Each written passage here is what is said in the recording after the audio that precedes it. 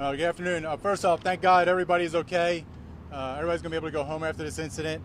I want to thank Pasco Fire Rescue. I go back to it. We had an incident 2 weeks ago. The partnership with them has been phenomenal. And when we're dealing with these type of situations today with somebody who is threatening to blow up a house and possibly other houses around it, to have fire rescue there, that partnership is phenomenal. So I want to thank them for that. And also Hillsborough County Sheriff's Office Bomb Squad. With the situation we're doing today, as we were 2 weeks ago, these are very dangerous situations. Being able to have their technical assistance, and in this situation, the gentleman threatening blowing things up, that's why we need them here. So we appreciate that partnership. So thank you, Sheriff Chronister, for that. This is all preliminary information. Still the investigation's going on as to what we're going to find and what it will be stated to us. But at approximately 9:30 this morning, Pasco deputies were called to a home for a suspicious incident on Fairmount Drive. It was reported by the victim that Eric Dykstra, date of birth 11/1966, was in the home. The victim had a no contact order against Dykstra, and let it be stated, Dykstra was just released from the jail. He was there for domestic battery and there for theft. And then he walked home and he went to this house where he violated the no contact order by being in that house. The reason why the victim knew that is that she had cameras inside the house. She had just been looking at the house, looked inside on the cameras and saw he was in there, and notified law enforcement. As deputies arrived, Dykstra fired around in the house. The deputies then took a defensive position, a tactical position, to make sure they were safe, and then they started calling people out to the scene. Dykstra then went on to make a statement that he was going to blow up the residence with gas and propane tanks to deter the deputies from going inside the house. We evacuated the nearby houses. So we go back to that part about having a camera inside the house. Because we had the camera, the victim was allowing us to view what was going on. We can see propane tanks, a gas tank light on top of it. So that's why we had to call it Hillsborough County, because we didn't know what was going on, what type of explosives were going to go off, and that's why we evacuated nearby residents. It was a large muster. As I go back to Pasco Fire Rescue, Hillsborough County Bomb Squad, our SWAT team, our behavioral health team came out, hostage negotiation. We're fortunate that 4 hours later, after long negotiations, that's what I go back to.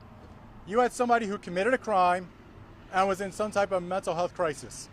And so we did everything we could to have a peaceful resolution, because he already showed violence, not only once towards the victim with the domestic battery, he fired around while law enforcement was approaching, then he was threatening to blow up the house and residence. So all this came together as one bad incident. But we're fortunate, because of the hard work of the negotiators, the SWAT team, everything, we had a peaceful resolution. But I want to state something right now. It's kind of going off of what happened today. 2 weeks ago, we had the incident out on 301 where somebody was shooting at law enforcement. We had the incident today where somebody fired around law enforcement. I will say this. We will do everything in our power to protect our citizens. We will do everything in our power to protect the law enforcement officers in these type of situations. But we have an issue.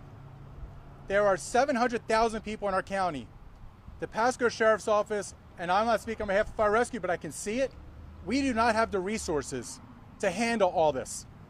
Our county has been booming for years, but our resources are not keeping up with the growth. And I'll tell you this, as I was coming here to the scene, there were numerous calls for service going on. People do not stop calling us because they say, oh, there's something bad going on Holiday. I'm going to not call the Sheriff's Office. Calls were going on. As I was coming here, I made a U-turn to go to a call to assist somebody, but then I got called off because Florida Highway Patrol was able to handle the situation. As I'm coming here, I hear a suicide threats in progress going on. There's domestic batteries going on. The calls keep coming in. So I'm begging our residents, we need your help. We need the resources, because our county's growing. Every citizen in this county deserves to be protected, and we will do everything in our power to protect them. But we just need the resources to keep up with the growth. Because if anybody drives down any corridor in this county, you will see tons of houses going up. We need to be able to keep the resources up for law enforcement, and I say this as a citizen of Pasco County. We also need it for fire rescue, so that our departments can serve every citizen in this county and protect everybody, because they deserve that. So with that being said, anything about the incident today I can talk about? Charges right now, well, we have them on the violation of the protection order.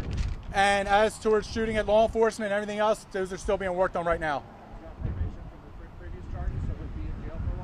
I'm not sure about how long he's going to be in jail for, but with the domestic violence injunction against him, it should hold him there. Hopefully he doesn't get released again and come back out in the street and do something.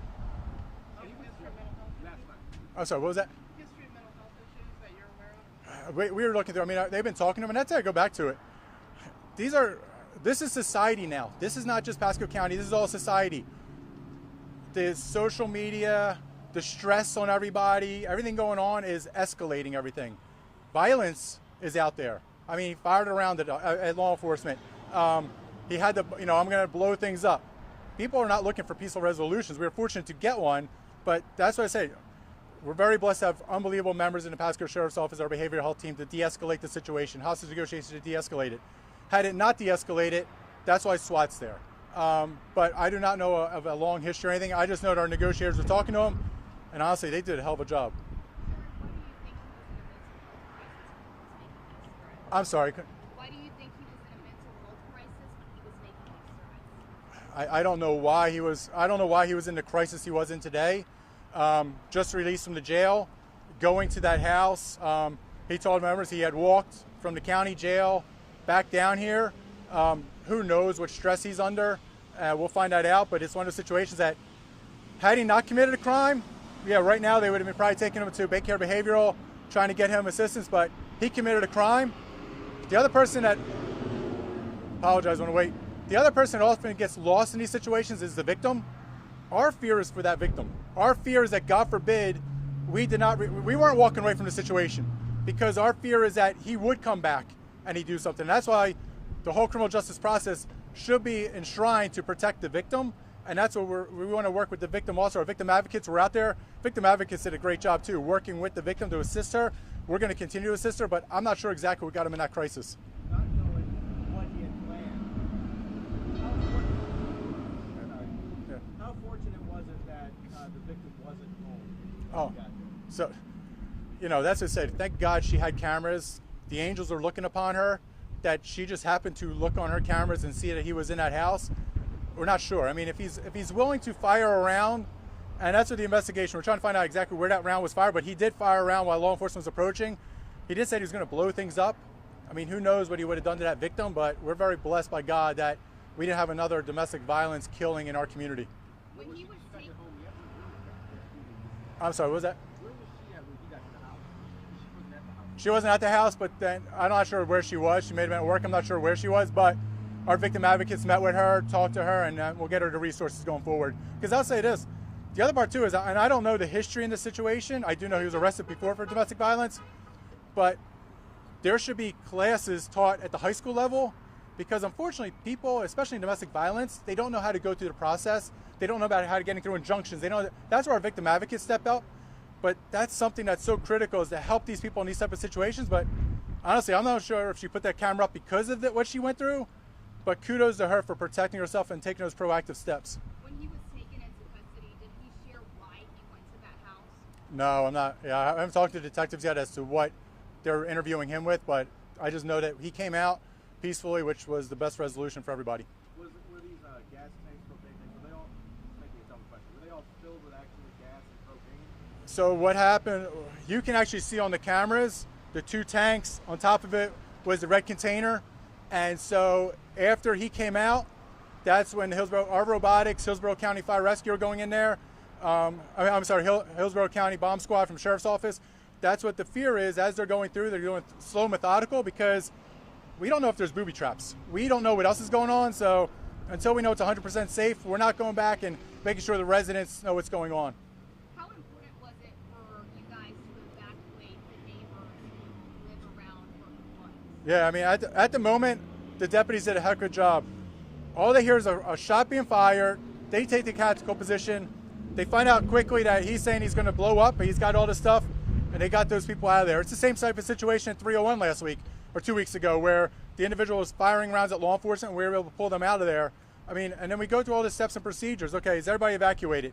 What time are schools getting out? Or have the buses come in? Are the buses coming out? Because we're fearful of kids walking down that street. So here's the sad reality. We do this so many times, unfortunately, that it almost becomes, okay, we know the procedures, go through the procedures step by step to make sure things are in place. But as I said, who knows if that neighbor was sitting there? Who knows how do you set them off? What could have happened? And what other gas lines might be in there? What's the ETA for people getting back into their homes who've been evacuated? I think once we know that that place is cleared, once we know that all the incinerator devices are fine, so maybe another hour or two, I'm not sure. His name, apologize. It's Eric, E-R-I-C, Dykstra, D-Y-K-S-T-R-A. How important was that camera in the house for you guys to get what you did? So I was on the command bus, and I don't ever remember. I mean, sometimes we have to send robotics in there, and we're trying to get a good view, but you literally just saw straight down 2 propane tanks, a red container on top of it. There's times you could actually see him sitting there with the gun, holding that gun. He said he had a shotgun there, so we had a one view straight down. He would get up to use the restroom or eat or do drugs, and so we couldn't see everything all the time, but that was, it's one of those things, you wish you always had that type of camera on somebody, but in that type of situation, it helped us tremendously. Earlier you asked for residents to help because you guys are overworked with all these things. I mean, a recommendation to the community, if every house had a camera in it, help you guys out, right? I think everybody having, cameras around your house that are good, but honestly, it comes down to people. We need more deputies. It's plain and simple. We need more deputies, more forensics techs. We need more civilians out on the street helping us, because the calls for service didn't stop. Even if people had cameras, which is a great idea, it doesn't stop the fact that there was somebody trying to commit suicide. There was somebody laying in a ditch on the Suncoast Expressway. There was other things that were going on across the county, and we were holding a lot of calls for service. There was women being battered. We just don't have enough deputies. And so that's what I'm begging our citizens. Reach out to your commissioner and say, hey, get us the resources we need, because these situations aren't going to slow down. Unfortunately, in our society, we're just going to see more of them. All right? God bless everybody. Have a great day.